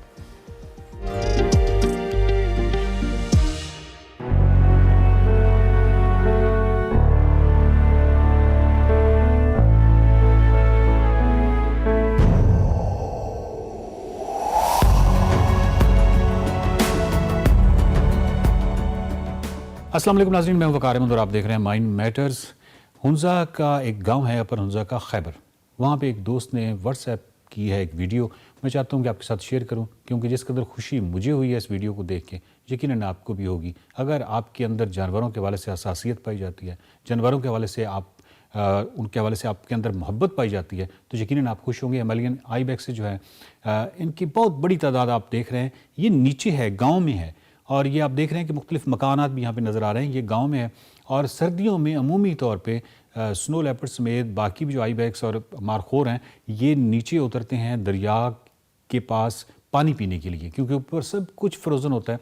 तो जब नीचे ही उतरते हैं पानी पीने के लिए, तो अब जो इनका जो बिहेवियर है वो बड़ा एक कमाल है कि ये डर कम महसूस कर रहे हैं। डर इसलिए कम महसूस कर रहे हैं, ये डरते नहीं हैं और बिला खौफ व ख़तर ये नीचे पानी पीने के लिए आते हैं, और फिर इनकी इतनी बड़ी तादाद। तो ये जो वीडियो है ये शुजात अली ने हमें भेजी है, उन्होंने वीडियो बनाई, और जो तस्वीरें आप देख रहे हैं ये इरफान अली साहब की हैं। दोनों का बहुत शुक्रिया। लेकिन अब दूसरी तरफ हम देखें तो ये बिल्कुल वही टाइम है कि अभी कुछ अरसे के बाद जो सर्दियों की वजह से बहुत दूर से, हज़ारों किलोमीटर दूर से हमारे कुछ मेहमान परिंदे आएंगे। वो मेहमान परिंदे जो हैं वो सॉल्ट रेंज के अंदर मुख्तलिफ झीलों पर आएंगे, और बहुत मुश्किल से, बहुत अब तादाद कम से कम होती चली जा रही है, और बहुत कम तादाद में यहाँ पहुँच पाते हैं। और जब यहाँ से ये वापस जाते हैं मार्च में, तो फिर एक और शिकार का यहाँ पे फेज़ होता है, और उसके बाद ये बहुत कम तादाद में वापस जा पाते हैं। तो ये जो एक साइकिल है कि जो सदियों पर मुहित है कि ये मुहाजिर परिंदे, ये हमारे मेहमान परिंदे आते थे और फिर ये वापस जाते थे, और ये पिछले कुछ अरसे में इस पूरे साइकिल को हमने बर्बाद करके रख दिया। इस साइकिल में क्लाइमेट चेंज का भी हाथ है, इस साइकिल की बर्बादी में शिकार करने की जो हमारी मामलात हैं उसको भी याद है। वाइल्ड लाइफ के हवाले से या जंगली हयात के हवाले से देखा जाए तो पाकिस्तान के अंदर बहुत सारी जंगली हयात जो है वो मादूमियत के ख़तरे से दो चार है, और पाकिस्तान के अंदर जो अरबाब इख्तियार हैं उनको अब ये सोचना चाहिए कि अगर वो लाइसेंस शिकार का सपोर्ट्स की गरज से भी देते हैं, तो एक ऐसे पॉइंट पे हम पहुंच चुके हैं जहां पे बहुत सारी अनवा मुकम्मल तौर पे मादूमियत का शिकार हैं। और ये जितना भी साइकिल है, ये जो खूबसूरत साइकिल है, ये जो ग़ज़ाई ज़ंजीर है, ये तमाम एक बहुत ही नाजुक सा एक तवाज़ुन है। इसमें जो बिगाड़ पैदा हो रहा है, तो क्या वक्ती तौर पे नज़रिया ज़रूरत के तहत ही सही, क्या हम इस स्पोर्ट्स के हवाले से, यानी इसमें अंदर जो गुंजाइश हम निकालते हैं शिकार की, और उसके बाद इस गुंजाइश से किस कदर फ़वायद उठाए जाते हैं, किस कदर इसका मिसयूज़ किया जाता है, ये मुझे मालूम है और आपको भी मालूम है। तो क्या वक्ती तौर पे मुकम्मल तौर पे इस पे पाबंदी नहीं लगाई जा सकती? इसी सॉल्ट रेंज से मुल्क का जितना भी इलाका है, यहाँ पे काला तीतर अब बिल्कुल मादूम हो चुका है। यहाँ तक कि एक अजीब सी बात है कि जो गीदड़ है, इस बेचारे ने तो क्या करना है। गीदड़ तो अमूमी तौर पे हमारे मुहावरों में एक बुज़दिल से जानवर के हवाले से जाना जाता है, लेकिन कुछ अरसे से गीदड़ों के पीछे जो है लोग पड़े हुए हैं और वो बाकायदा शिकार कर रहे हैं। तो गीदड़ों के हवाले से जो अभी शिकार का मामला है, तो मेरा ख्याल है कि शायद अब कोई और ज़ी हयात नज़र नहीं आती, और ये गीदड़ जो हैं अब नज़र आते हैं कहीं रात को, तो अब उनके पीछे हम पड़ गए हैं। तो मामला ये है कि इसको किस तरीके से वाइल्ड लाइफ को बचाया जाए। बहुत सारे क्लेम्स हैं, बहुत सारे दावे हैं कि सॉल्ट रेंज पे जितनी भी झीलें हैं उन पर शिकार पर पाबंदी है, लेकिन मैं आपको लिटमस टेस्ट, एक ज़बरदस्त किस्म का टेस्ट बता दूं, वो ये है कि जिस भी जगह पे शिकार पर पाबंदी हो, वहाँ पे एनिमल्स में, परिंदों में एक एतमाद आना शुरू हो जाता है। लेकिन आप किसी भी जगह पे जाएं और इंसान जो है अगर कम से कम 500 मीटर 800 मीटर दूर है और परिंदे सारे उड़ना शुरू हो जाते हैं डर की वजह से, तो जान लीजिए कि वहाँ पे अभी शिकार हो रहा है। और ये शिकार जो है, ये ज़्यादा अफसोसनाक बात ये है कि कोई ऐसा ढका छुपा नहीं हो रहा, खुले आम हो रहा है। और फिर एक और लोग भी हैं, कुछ सेलिब्रिटीज़ हैं जो कि इसको मज़ीद ग्लैमराइज़ करती हैं, जब वो फेसबुक पे या मुख्तलिफ़ प्लेटफॉर्म्स पे अपनी इस कारनामे को बताते हैं कि हमने इतने परिंदे मार दिए हैं और हमने इतने जानवर मार दिए हैं। तो इस हवाले से मेरा ख्याल है कि हम एक रहनुमाई गिलगित बल्तिस्तान से ले सकते हैं कि आपने अपने बच्चों के अंदर कैसे ये सेंसिटाइजेशन या हसासियत पैदा की, हमारी रहनुमाई कर दीजिए। सिलेबस को अगर आपने इस्तेमाल किया है तो निसाब में आपने कौन से ऐसे चीज़ें डाली हैं, अगर आपने घरेलू यानी घर की सतह पर, पेरेंटिंग की सतह पे अपने बच्चों को ये सिखाया है कि जानवर जो हैं वो कितनी प्यारे होते हैं, खूबसूरत होते हैं और उनका किस कदर एहतराम करना चाहिए, तो ये भी हमें बताइए। तो कम से कम इस हवाले से हम गिलगित बल्तिस्तान को अपना उस्ताद बना सकते हैं, इस हवाले से हम थर को अपना उस्ताद बना सकते हैं, जहाँ पे मोरों के हवाले से बहुत ही एक हसासियत और मोहब्बत पाई जाती है और बाकी जानवरों के हवाले से भी पाई जाती है। तो पाकिस्तान के वो खित्ते जो जानवरों के हवाले से बाकायदा तौर पर हसास हैं, उनसे ही हम रहनुमाई ले लें जो बाकी पाकिस्तान है, ताकि जो जानवर हैं हमारे यहाँ आज़ाद घूमें। ये जो वीडियो आपको शेयर की है, ये वीडियो बहुत खूबसूरत है, लेकिन बस ख्वाब ये है कि पाकिस्तान की तमाम जगहों पर ये जो वाइल्ड लाइफ है, ये जो जंगली हयात है, इसी एतमाद के साथ घूमें। क्या आपको अच्छा नहीं लगता कि खूबसूरत जंगली हयात जो है वो आपके इर्द गिर्द घूम रही हो? कितना खूबसूरत मंजर होता है। और एक और बात कि जब बाहर से लोग आते हैं, जो टूरिस्ट आते हैं, और अगर जंगली हयात को इस तरह पूरे एतमाद देखेंगे तो उन पर एक अच्छा असर पड़ेगा कि यहाँ के जो इंसान हैं वो जानवरों के हवाले से बहुत हसास हैं, उनसे मोहब्बत करते हैं। देखते रहिए माइंड मैटर्स।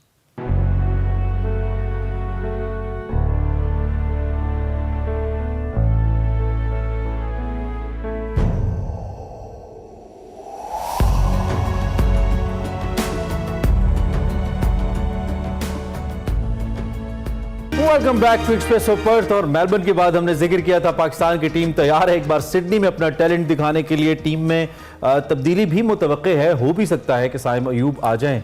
कल हम बात कर रहे थे और ये कैसा चेंज होगा, मुझे लगता है कि the kind of cricket Australia is playing एक अच्छा चेंज भी हो सकता है। लेकिन इसके साथ साथ क्या पाकिस्तान की टीम वाइट वॉश से बच सकती है? $1 मिलियन क्वेश्चन है। ये मनाजिर जो आपको दिखा रहे हैं, इसमें पाकिस्तान की टीम और पाकिस्तान का कोचिंग स्टाफ आपको ट्रेन होते हुए नजर आ रहा है फॉर सिडनी। और सिडनी कितना सपोर्टिव होगा? क्या पाकिस्तान तकरीबन 30 साल के बाद पाकिस्तान की टीम कोई टेस्ट जीत सकती है ऑस्ट्रेलिया में? चांस तो सेकंड टेस्ट में भी अच्छा बना था, लेकिन हमने लूज कर दिया। इसी सिचुएशन पे हमने बात करी। अब्दुल माजिद भट्टी साहब हमारे साथ मौजूद हैं, इनको खुश आमदीद कहते हैं। थैंक यू वेरी मच भट्टी साहब फॉर ज्वाइनिंग अस। कैसे हैं आप? ठीक ठाक हैं जी, बहुत शुक्रिया उर्मिला और इमरान आपका। अल्हम्दुलिल्लाह बिल्कुल ठीक है और एक नए टेस्ट मैच का इंतजार कर रहे हैं। भट्टी साहब, ये टेस्ट मैच का तो इंतजार कर रहे हैं, हिस्ट्री तब्दील होगी या नहीं? वैसे तो पहले 2 टेस्ट मैचेस में बड़ी मायूसी हुई है हमें, लेकिन अब तीसरे से कुछ अच्छी उम्मीद रखें हम। देखें, ये जो नई सदी शुरू हुई ना, 23वां साल खत्म हो गया, बल्कि 24वां साल शुरू हो गया, तो इस सदी में तो हमने ऑस्ट्रेलिया को नहीं हराया। हमने पिछली सदी में तकरीबन कोई 28-29 साल पहले पे आ गई हैं। तो उम्मीद पर दुनिया कायम है, लेकिन साइम अयूब के बारे में इतलात है कि वो खेलेंगे। अबरार जो स्पिनर पहले 2 टेस्ट मैच में अनफिट थे, नहीं खेले, उनके बारे में अब इतलात सिडनी से आ रही हैं कि वो खेलेंगे। लेकिन जाहिर है ऑस्ट्रेलिया की टीम जिस तर्ज की क्रिकेट खेलती है, मेरे ख्याल में हमें लोग ये कहते हैं कि जी आप किस तरह की बातें करते हैं, हम तो इसी सिस्टम के तहत T20 वर्ल्ड कप जीते, चैंपियंस ट्रॉफी जीते, वर्ल्ड कप जीते। हम पैचेस में अच्छी परफॉर्मेंस कर रहे हैं, व्हाइट बॉल में हमारी टीम अच्छी है, T20 में तो बहुत अच्छी है, लेकिन टेस्ट क्रिकेट में अभी भी बड़ी टीमों को उनके मुल्क में जाके हराना पाकिस्तान के लिए खासा मुश्किल है। तो उम्मीद मुझे जरूर है, ख्वाहिश भी है, लेकिन ऑस्ट्रेलिया की टीम जिस तरह की टीम है, प्रोफेशनली जितनी स्ट्रांग है, मुझे पाकिस्तान का जीतना काफी मुश्किल नजर आ रहा है। डेविड वार्नर का आखिरी मैच है, कितने कैच छोड़ने चाहिए हमें उनके इस वक्त? क्योंकि हम उनको ये प्रोटोकॉल देते हैं। देखिए, ये फिर अब्दुल्ला शफीक बता सकते हैं। ये अच्छा, उनका बीपर लेना पड़ेगा हमें। बीपर लेना पड़ेगा, क्योंकि हम हर बार उनका कैच छोड़ते हैं और उसके बाद बहुत पेंटिंग लगाते हैं। देखिए, अगर सेकंड टेस्ट मैच जो मेलबर्न में खेला गया उसकी अगर हम बात करें तो बहुत सारे पॉजिटिव्स थे। हमने 20 विकेटें मिली, हमारे बैट्समैन कहीं कहीं अच्छा खेले, लेकिन जहां हमने क्रंच सिचुएशन पे आके मैच लूज किया, उसमें ये जो कैचेस की आपने बात की ना, हमने पहली इनिंग में डेविड वार्नर का कैच छोड़ा, सेकंड इनिंग्स में जब 16 पर 4 आउट हो गए, मिच मार्श का कैच ड्रॉप हुआ, तो मेरे ख्याल में पाकिस्तान और ऑस्ट्रेलिया में एक बुनियादी फर्क ये है कि ऑस्ट्रेलिया एक इंपॉर्टेंट सिचुएशन पे आके मैच लूज नहीं करता। हम वहां पर हमारी ग्रिप जो है वो ढीली पड़ जाती है, Give up कर तो हमें गिव अप कर देते हैं। ऑस्ट्रेलिया में बल्कि ये जो गोरे हैं, इनमें एक बच्चों को चीज जो सबसे ज्यादा सिखाई जाती है कि आपको गिव अप नहीं करना। अगर आप हार भी रहे तो आखिरी वक्त तक लड़ना है। हम लोग 6 बैट्समैन आउट होते हैं तो हिम्मत हार जाते हैं, हमारी टेल जा रहे हैं आ रहे हैं, चंद 15-20 रन पर पूरे हमारे टेल अंडर्स आउट हो जाते हैं। तो माजिद भाई मुझे लगता है ज्यादा कह दिया, हम तो ऊपर की 2-3 विकेटें जाती हैं तो बस फिर पीछे वाले समझते हैं कि अब हमारा जी का जाना ठहर गया। अच्छा, ये जो फिटनेस का मसला है, मैं इस पे आपका कमेंट चाहता हूं, बिकॉज मुझे लगता है कि इस वक्त सबसे इंपॉर्टेंट चीज इससे पहले जो इग्नोर होती रही है वो फील्डिंग पाकिस्तान की और अब फिटनेस पाकिस्तान की। और मैं तो वर्ल्ड कप का सदमा नहीं भूल सकता जिसमें शाहीन बाहर गए और हमने वर्ल्ड कप लूज कर दिया, वो सदमा अभी तक और पता नहीं कब तक चलेगा। तो इसके ऊपर कोई खास स्ट्रैटेजी हमें चाहिए, प्लेयर्स के ऊपर उनके सीजन्स के मुताबिक प्रॉपर्ली हमें एक डिवीजन बनानी है कि प्लेयर्स जो इसका शिकार ना हो किसी किस्म की फिटनेस मैल फंक्शनिंग का। इसके लिए क्या चाहिए? आई मीन फिटनेस के मसले के ऊपर जरा कमेंट कीजिएगा। देखिए इमरान, आपने बड़ा एक सीरियस नुक्ता सुबह छेड़ दिया। हमारा देखिए मसला ये है कि हम बाज प्लेयर्स के मामले पर कॉम्प्रोमाइज कर जाते हैं। तो फिटनेस के मामले पर अगर हम एक स्टैंडर्ड प्रोसीजर बना दें कि हमने कॉम्प्रोमाइज नहीं करना। आजम खान दुनिया की सारी लीग्स में परफॉर्म कर रहे हैं, मोइन खान के जो साहबजादे हैं, लेकिन जब फिटनेस की बात आती है, देखिए हमने आजम खान की फिटनेस पे कॉम्प्रोमाइज किया, उनको अभी रिसेंटली T20 टीम में डाला है जी। अब आजम खान ने वादा किया है कि मैं अपनी फिटनेस को बेहतर करूंगा। तो मेरे ख्याल में जब तक हम फिटनेस पे कॉम्प्रोमाइज करेंगे, बाज हमारे प्लेयर्स वो तो अब फिटनेस पे काम ही नहीं करते। अब बल्कि अक्सर लोग पूछते हैं कि भाई वो यो टेस्ट आखिरी बार कब हुआ? तो पाकिस्तान में माजी में ये होता था जब टीमें सिलेक्ट होती थी, उससे पहले फिटनेस टेस्ट हुआ करते थे। अब वो कल्चर नहीं है मेरे ख्याल में। जब तक हम फिटनेस का कल्चर नहीं लाएंगे, हम मेरिट का कल्चर नहीं लाएंगे। मेरिट से मुराद ये नहीं है कि कोई सिफारशी प्लेयर आ रहे हैं। अगर किसी प्लेयर की 19-20 फिटनेस है तो फिर उसको टीम में सिलेक्ट नहीं होना चाहिए। दुनिया की जो बड़ी टीमें हैं like India, Australia, England, New Zealand, इनका आप फिटनेस लेवल देखें और हमारे प्लेयर्स का फिटनेस लेवल देखें, बिल्कुल तो हम पाकिस्तान टीम में लाकर प्लेयर्स को फिट कर रहे होते हैं। मेरा सवाल ये है कि अबरार अहमद अगर अनफिट थे तो अबरार अहमद को आपने 2 टेस्ट मैच क्यों ट्रेवल करवाया? नुमान अली बगैर खेले आ गए, खुर्रम शहजाद एक टेस्ट खेलकर अनफिट हो गए। तो मेरे ख्याल में हमें फिटनेस पे अगर कॉम्प्रोमाइजेस करेंगे तो इस तरह की दुख भरी खबरें, अच्छा, इस तरह के नतीजे हमें मिलेंगे। बड़ी साहब, जैसे आप फिटनेस की बात करें और यही बात अगर हम फिटनेस को लेके या एक प्लेयर की परफॉर्मेंस, एक मैच की परफॉर्मेंस पे हम उन प्लेयर्स को जज भी कर लेते हैं। आपके अगर किसी ने एक, जैसे आपने अभी आजम खान की बात की कि उन्होंने लीग्स में बड़ा अच्छा खेला, वो T20 स्क्वाड का हिस्सा है, इसी तरह और सब बहुत सारे प्लेयर्स हैं जिनको लीग्स में या किसी एक मैच की परफॉर्मेंस में टीम में शामिल किया जाता है, फिर हमें रियलाइज होता है कि नहीं इसने तो एक मैच में अच्छा परफॉर्म नहीं किया, अब हम इसको साइड पे कर देंगे। तो उससे उस बेचारे का करियर तो खराब होता ही होता है। जो एक मैच के ऊपर हम जजमेंट देते हैं एक प्लेयर को लेके, उस हवाले से भी कमेंट करें।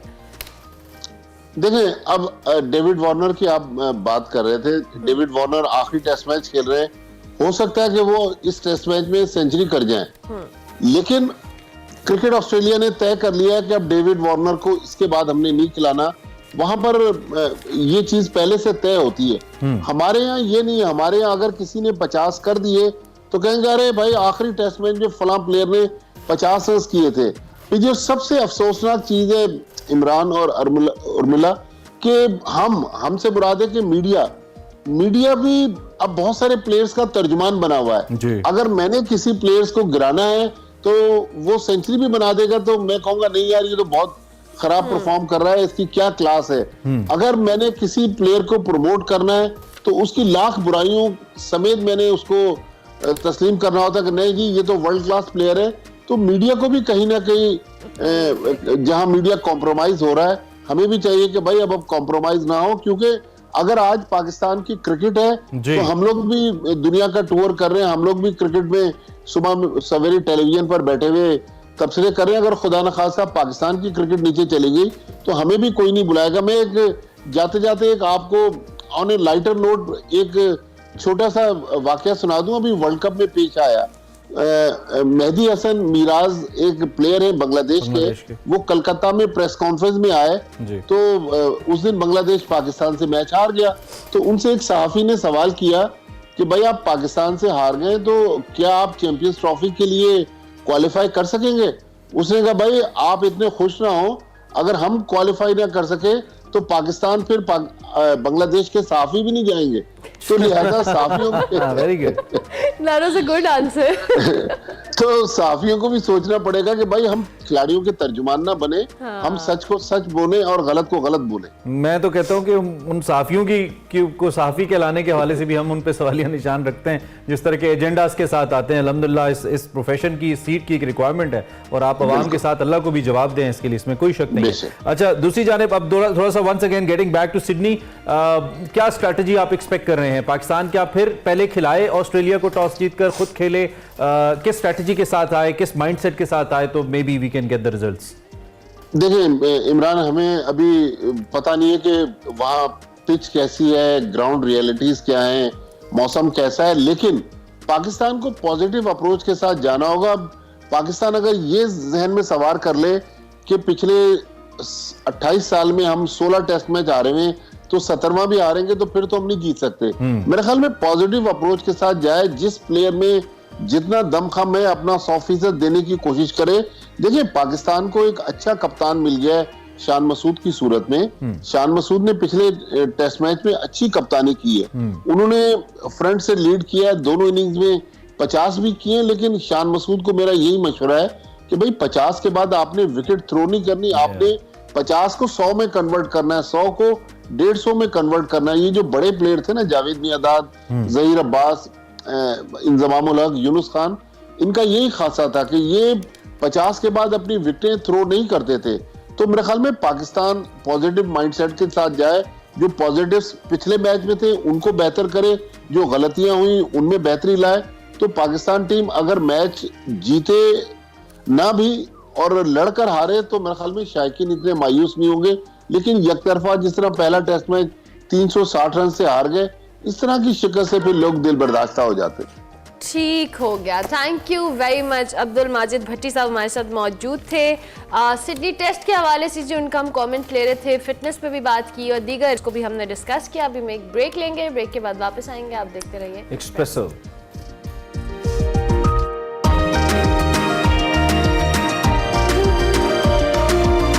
जी, जमल जमालू ये गाना है, इस वक्त ज़बाने ज़द-ए-आम है। भारतीय एक फिल्म के अंदर आया, लेकिन ईरानी बेसिकली ये गाना है। इसका पाकिस्तानी वर्जन हामिद ने गाया है। ये पाकिस्तानी आर्टिस्ट हैं और इस इंटरनेशनल सॉन्ग को पाकिस्तान के अंदर इन्होंने काइंड ऑफ उर्दू वर्जन के अंदर निकाला है। 80 से ज़ायद गाने अब तक इसमें गज़लें हैं, सूफियाना कलाम है। अहमद गा चुके हैं जी, हामिद गा चुके हैं और उर्दू, पंजाबी, फ़ारसी ज़बान में इनके गाने शामिल हैं। इसके अलावा जो एक वर्सटाइल इनका अंदाज़ है आपको नज़र आ रहा है। और विद दैट जो फ़ारसी वैसे ही बड़ी खूबसूरत, बड़ी मीठी, बड़ी ज़बरदस्त किस्म की ज़बान है, उसमें वैसे ही सुनना में बहुत अच्छा लगता है।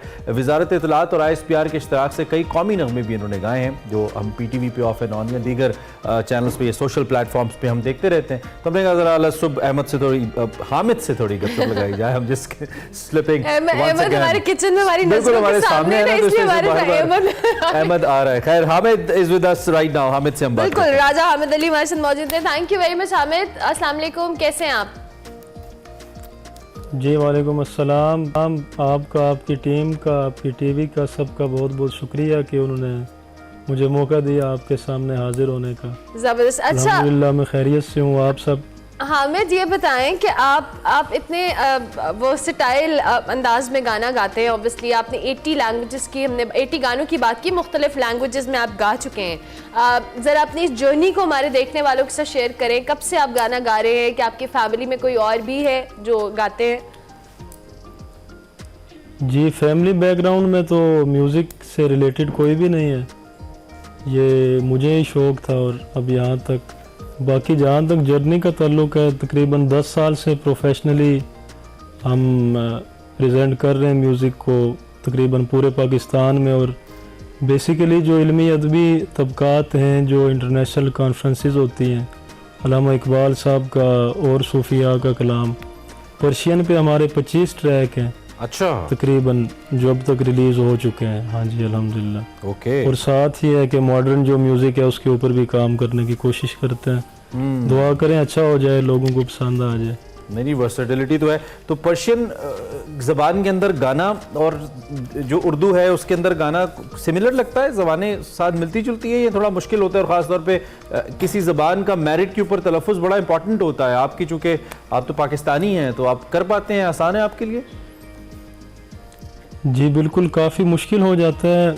टेम्पो वगैरह तो चले एक ही सेम होती है, लेकिन जो एक्सेंट होता है उसका और साथ साथ जो वर्ड्स होते हैं ताकि उनके मीनिंग्स भी डिस्टर्ब ना हो और प्रॉपर तलफ़ुज़ के साथ वो चीज़ प्रेजेंट की जाए, तो उसमें काफ़ी सारी मेहनत करनी पड़ती है उसके बाद वो जाके। तो अब ये जो हमने जमाल कुदू की है इसमें जी अल्हम्दुलिल्लाह ईरान से भी जो साहिब ज़ुबान लोग हैं उन्होंने कॉल्स तक की हैं कि आपका एक्सेंट एक्सीलेंट है और ऐसे लग रहा है कि एक साहिब ज़ुबान बंदा गा रहा है इसको। जबरदस्त। तो कुछ सुनाएंगे आप हामिद हमें सुबह सुबह?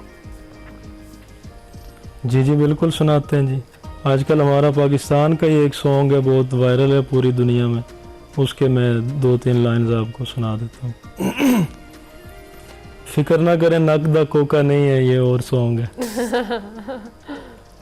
फिक्र आप करें अगर जाने नकदा कोका गाने लगे। तमन्ना जाने अदा तुझे जैसा है सोचा पाया वही, सूरज की किरणों सा एक चेहरा देखा है तुम सा मैंने नहीं, मेरी मोहब्बत का हर लम्हा तुझ में है गुम सा गया, ना मैं हूँ आशिक ना मैं दीवाना, कह दो मुझे जो पिया, तेरा मेरा है प्यार अमर, तू चाहे तो कदमों में सर रख दूं, ये जीवन क्या गर मांगे तू मेरी जान अमर कर दूं। नूरे जहां और नूरे मोहब्बत दोनों जुड़े तुझसे पिया, पागल या जोगी मुझको कहो तुम, है इश्क मेरा सबसे जुदा, तेरी ही खातिर लूं सो जन्म में, चाहे हो जो भी भला, ना मैं हूँ आशिक ना मैं दीवाना, कह दो मुझे जो पिया, तेरा मेरा है प्यार अमर, तू चाहे तो कदमों में सर रख दूं, ये जीवन क्या गर मांगे तू मेरी जान अमर कर दूं। वेल डन हामिद, बहुत ज़बरदस्त। अहमद जाज़ेब साहब का गाया हुआ गाना जो आजकल ज़बान ज़द-ए-आम है और बहुत ही मकबूल है और बहुत ही खूबसूरत गाना है, आप गा रहे थे। तो हम ये भी चाहते हैं कि आप हमें ये बताइए कि आप जब ये पर्शियन गाना आप बना रहे थे तो आपकी टारगेट ऑडियंस ज़ाहिर बात है पाकिस्तानी ऑडियंस तो नहीं थी, क्यों आपके जहन में ये ख्याल आया कि you should do a Persian song? जी ये इस तरह था कि आपको पता है अक्रॉस द बॉर्डर जो चीज़ें भी वायरल होती हैं यहाँ पे हम उसको फौरी कवर करते हैं और तकरीबन ज़्यादातर आर्टिस्ट इस तरह करते हैं। तो ये चीज़ वायरल भी बहुत थी, लेकिन पाकिस्तान में इसका कोई कवर सॉन्ग नहीं बन रहा था। ओके, उसकी मेन वजह आपको ऐसे ये आता है, अभी पर्शियन ज़बानी याद है, आप हमें सुना सकते हैं? जी जी बिल्कुल, आपको सुनाए ना, सुनाए ये सुनाए। आहे सियाहे जंगी दिलम न कुन खून, वाय तू रफ्ती कुजाओ मनम चू मजनून, आहे सियाहे जंगी दिलम न कुन खून, वाय तू रफ्ती कुजाओ मनम चू मजनून, जमल जमल जमलु जमल कुदू, जमल जमल जमलु जमल कुदू, जमल जमल जमलु जमल कुदू दिल तो बख्ती की सीना वयारुम नमी शीना हलियू से असरार नमी पुर से वाय मरमरी सीना बिलरजून बिलरजून बिलरजून वाय कर तू कमरते बिचर खून बिचर खून बिचर खून वाय कर तू कमरते बिचर खून बिचर खून बिचर खून जमल जमल जमलु जमल कुदू जमल जमल जमलु जमल कुदू। अरे वाह वाह वाह, क्या बात है, अमेजिंग अमेजिंग। हामिद, फर्दर कौन से प्रोजेक्ट्स इस पे आप काम कर रहे हो, क्या गोल्स हैं, क्या एम्स हैं म्यूजिक के लिए? जी अभी एक गीत गज़ल के पूरे एल्बम पे हमारा काम हो रहा है और उसको मॉडर्नाइज करने की कोशिश कर रहे हैं कि गायकी गीत और गज़ल की होगी और म्यूज़िक जो है कि उसको जितना ज़्यादा हम मॉडर्न म्यूज़िक और मॉडर्न इंस्ट्रूमेंट से उनको यूज़ कर सकें। और कुछ सूफ़ी प्रोजेक्ट्स भी हैं, उनके ऊपर भी काम कर रहे हैं अभी साथ साथ। अच्छा, तो ऑडियंस की एक्सेप्टेबिलिटी क्या है towards Sufi music now? I mean पिछले दिनों में तो हमने देखा है लोग काफ़ी पसंद करते हैं इस जॉनरा को। जी जी बिल्कुल, सूफ़ी म्यूज़िक में एक्चुअल म्यूज़िक भी होता है साथ, और जो सूफिया की पोइट्री है या मॉडर्न भी जो लोग सूफ़ी पोइट्री लिखते हैं उसमें कहीं ना कहीं कुछ पॉजिटिव जो मैसेज होता है वो कन्वे हो रहा होता है सोसाइटी को।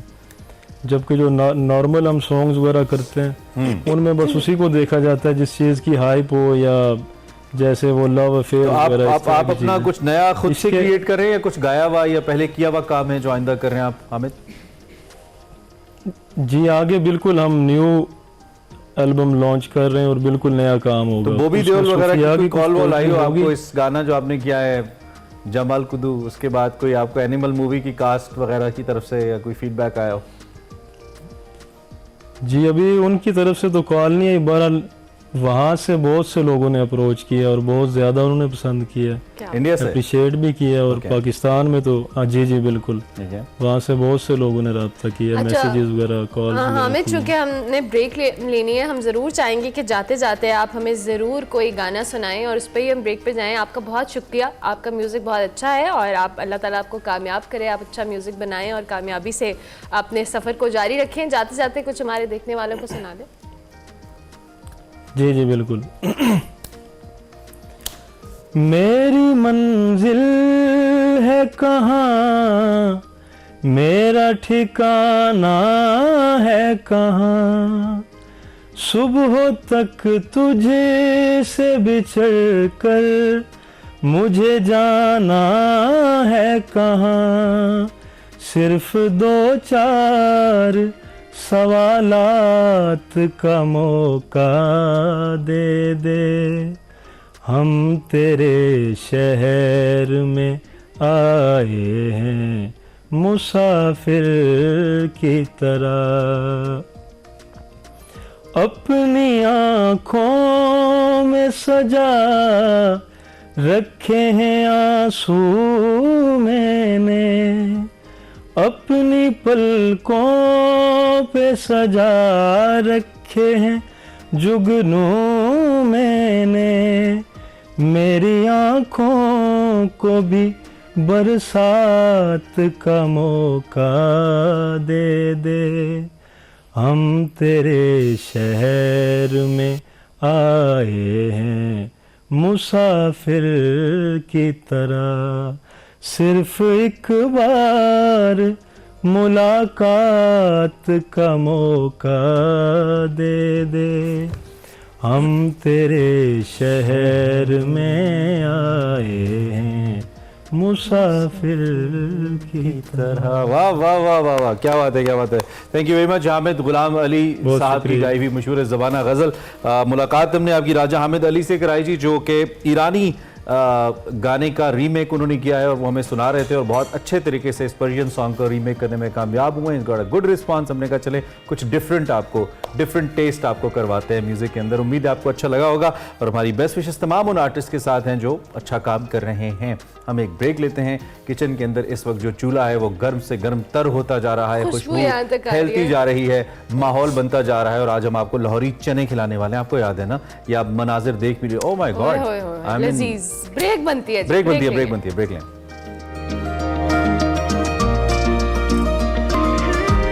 आगे बढ़ते हैं और अब जापान में आने वाले जल्जिले के हवाले से बात करते हैं। 7.6 शिद्दत के जल्जिले से कई मकानात और दूसरे इमलाक को नुकसान पहुंचा है। बिल्कुल 36,000 से जायद बिजली घर ऐसे थे जो महरूम हो गए बिजली से। जापान का मगरबी साहिल यहाँ पे 7.4 शिद्दत का होलनाक जल्जिला बहुत ही शदीद है और ये मनाजिर आप देखें, हम आपको दिखा रहे हैं। इसके बाद जो मुख्तलिफ जापानी हुकाम हैं उन्होंने सुनामी वार्निंग भी जारी की। इसके बाद जो समंदर की लहरें हैं वो मजीद बुलंद होने लगी, जल्जिले के झटके महसूस किए गए। ये झटके शिमाली और जनूबी कोरिया में भी महसूस किए गए और इसके बायस जो मकामी आबादी थी उसमें खौफ व हरास फैल गया। शहरी खुली आबादियों में निकल आए, खुली जगहों पर आ गए। ताहम अब तक किसी जानी नुकसान की इत्तला तो नहीं मिली है। शहरियों को साहिली इलाकों से दूर रहने और दूर मुंतकिल करने की हिदायत भी की गई है और ये कहा गया है कि आप 5 मीटर तक बुलंद लहरें चूंकि यहाँ पे उठ सकती हैं समंदर में, सुनामी वार्निंग जारी की गई है। तो शहरियों से कहा गया कि आप एहतियात करें और साहिली इलाकों से दूर रहें। हमारी दुआ है कि तमाम इंसान महफूज रहें और कोई जानी नुकसान रिपोर्ट ना हो। बहरहाल ज़ल्ज़ला बहुत शदीद था। अच्छा जी, हमने अहमद की जानिब जाना है, तो अहमद की जानिब जाने से पहले हम एक अच्छी खबर भी शामिल कर लेते हैं जी। DPO सवात ने एक बड़ा अच्छा अहकाम दिया है। उन्होंने कहा है कि तमाम पुलिस अफसरान जो हैं वो उस्ताज़ा को सैल्यूट करेंगे और उनको ताज़ीम और सैल्यूट करने की हिदायत की गई है। कांस्टेबल से लेकर हाई रैंकिंग के तमाम ऑफिसर्स को ये हिदायत दी गई है कि जब भी वो किसी उस्ताद से इंटरेक्शन करें तो उस उस्ताद को उन्होंने सैल्यूट करना है और बहुत शाइस्तगी के साथ, कोई उनसे ऊंची आवाज में बात नहीं करनी और अगर कोई वायलेशन की भी जाती है उनकी जानिब से तो बहुत ही आराम से शाइस्तगी के साथ उनको तंबीह करके उनको वहां से भेजा जाए। तो ये अच्छा इकदाम है जी। DPO ने हिदायत की कि तमाम तर जो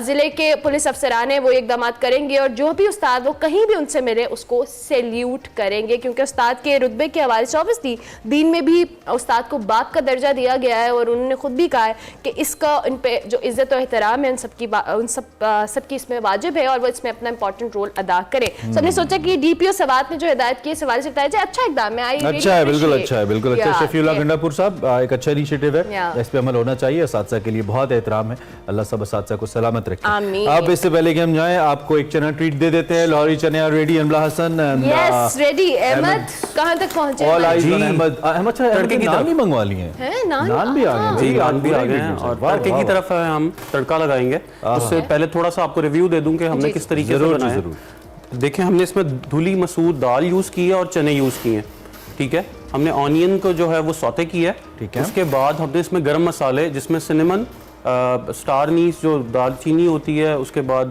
बादियान का फूल, बड़ी इलायची, छोटी इलायची, ये इस्तेमाल करके उसके बाद हमने इसमें दाल डाली जो उबली हुई थी, ठीक है। उबली हुई दाल डालने के बाद इसमें हमने चने ऐड किए।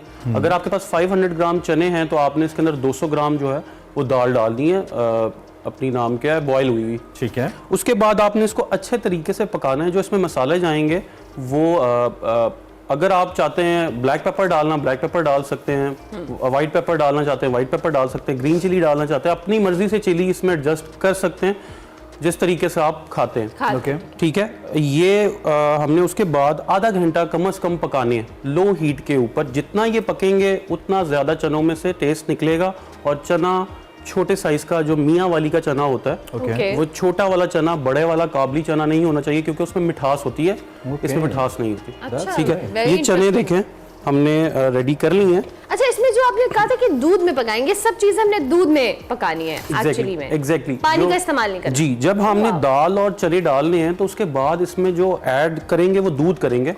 दूध के अंदर जो है वो चने पकेंगे। लोग क्रीम डालते हैं, कुछ लोग पायों का शोरबा डालते हैं, कुछ लोग जो है वो यखनी डालते हैं। ये जो हम अलग-अलग वेरिएशन होती है। चने मशहूर हैं मुख्तलिफ लोगों के, तो उसमें भी दूध होता है? सब में सब दूध? देखिए, आपको हर इंसान को अपने टेस्ट के मुताबिक के चने जो है ना हर जगह से पसंद आते हैं, ठीक है। कोई अगर दूध डालता है तो उसको उस हिसाब से पसंद आते हैं, किसी को क्रीम वाले आते हैं वो उस जगह से खाता है, किसी को यखनी वाले आते हैं। डिपेंड्स कि आप क्या करें। अहमद जल्दी से तड़के की बता दें, वापस लास्ट 1.5 मिनट मैं रोक नहीं पा रहा हूं इस वक्त। अभी इसमें हम सर्विंग में इसमें तड़का भी लगेगा नाज़रीन। अच्छा। ये तड़के वाले चने। एंड वी हैव टू ये हम यस 1.5 ओके 1.5 मिनट। अहमद इसको बिल्कुल लाइट से हैं, ठीक है, और स्पाइसेस अगर आप ज्यादा डालना चाहते हैं तो अपने वैसे हिसाब से मार्केट adjust- से स्पाइसी ही मिलते हैं, लेकिन आप अपने टेस्ट के मुताबिक जाहिर है बहुत सारे लोग ठीक है। कम अब spicy इसमें से खाते हैं। कॉस्ट ऑफ इकोनॉमी वो हम डिस्कस इसलिए नहीं करेंगे क्योंकि चने यूजुअली सस्ते ही होते हैं मार्केट से भी वैसे जो ना मिलते हैं। माजरत के साथ अब चने दालें भी सस्ती नहीं रही अब चने वाले भी सस्ते नहीं रहे। ठीक है ना, खरीदने और की ये हद तक तो मसला है। महंगे हैं, you're हाँ, right। ये देखें इसके क्या ऊपर garnishing- घर पे उगा ले चने ये हम मशवरा दे सकते हैं आपको। गरम मसाला पिसा हुआ,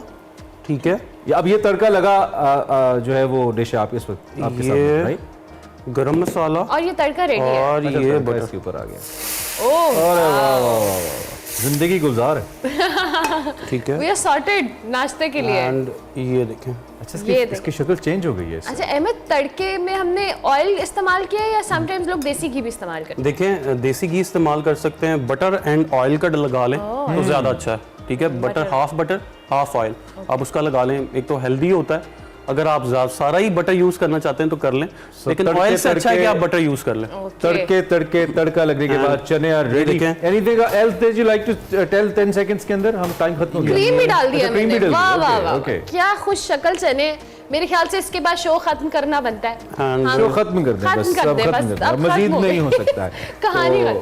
Ahmad, thank you very much, welcome, बहुत शुक्रिया। इतने अच्छे आप रेसिपीज हमारे लिए लेकर आते हैं। नाज़रीन, इसके साथ नान भी बल्कि कुलचे आए हैं तिलों वाले, मतलब sorted। नाज़रीन, आप अपने घर बनाइए। आई एम सॉरी हम आपको दे नहीं सकते, सिर्फ बता सकते हैं, but thank you very much for staying with us. कल आपसे मुलाकात करते हैं, चने टेस्ट करके आपको सोशल मीडिया पे बताते हैं। अल्लाह हाफिज़।